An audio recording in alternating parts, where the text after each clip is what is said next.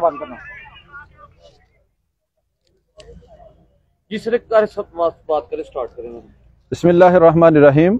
मोहम्मद अय्याज फ़ारूकी, हल्का PP 54 से कागजात नामजदगी जमा करवा रहा हूँ और जमीयत उलमा इस्लाम पाकिस्तान ज़िला नारोवाल की तरफ से तहसील ज़फ़रवाल में कागजात नामजदगी जमा करवा रहा हूँ। और जमीयत का मंशूर ये है, रब की धरती पे रब का निज़ाम, और इंशाअल्लाहुल अज़ीज़ हमारी हुकूमत आएगी, पाकिस्तान के अंदर इस्लामी निज़ाम नाफिज होगा और इंसाफ का बोलबाला होगा और अल्लाह जल्ला जलालहू अम्मा नवालहू की तरफ से रहमतों का नुज़ूल होगा।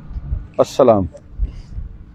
अच्छा, हमें ये बताएं कि जमीयत का जो पार्टी मंशूर है आम अपने हल्के की पब्लिक के लिए, उस पर थोड़ी सी रोशनी डालें कि अगर अल्लाह आपको इज्जत देता है, इलेक्शन में फतह देता है, तो आप अवाम के लिए कौन से जज्बात रखते हैं? हम अवाम के लिए अच्छे जज्बात रखते हैं। अवाम को जितनी भी बुनियादी सहूलियात हैं वो इंशाल्लाह बहम पहुंचाई जाएंगी।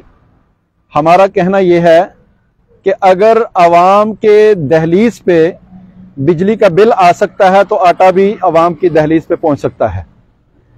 पानी, बिजली, गैस, जितनी ये ज़रूरियात हैं, ये सारी की सारी बुनियादी ज़रूरियात हर इंसान का, हर पाकिस्तानी का बुनियादी हक है, वो उसको पहुंचना चाहिए और इसके लिए कैंडिडेट को जो है वो मुंतखब किया जाता है।